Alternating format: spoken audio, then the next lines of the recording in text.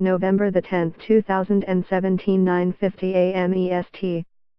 President Donald Trump will not meet formally with Russian President Vladimir Putin at an Asia-Pacific summit in Vietnam this week due to a scheduling conflict, the White House said Friday, amid U.S.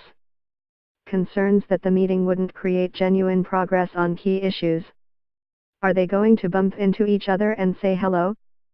Certainly possible and likely, Press Secretary Sarah Huckabee Sanders told reporters. But in terms of a scheduled, formal meeting, there's not one on the calendar and we don't anticipate that there will be one.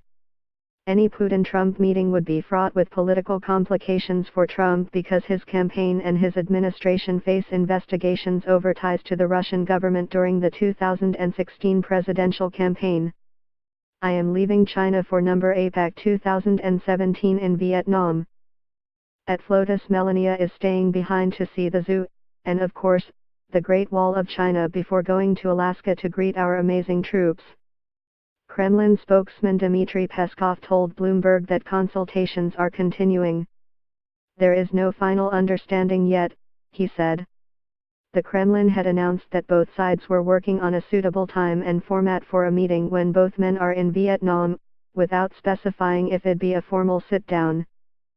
But U.S. Secretary of State Rex Tillerson had downplayed the possibility in an interview on his flight from China to Vietnam, saying there was no point meeting if there wasn't the likelihood they'd make progress on a number of issues. Recent weeks have featured a flood of difficult stories for the White House, including revelations earlier this week in the New York Times that Commerce Secretary Wilbur Ross had failed to disclose business ties to Putin associates. A meeting would also follow the decision by Trump campaign foreign policy advisor George Papadopoulos to plead guilty last week to lying to the FBI about his attempts to organize a meeting between campaign staff and Russian officials.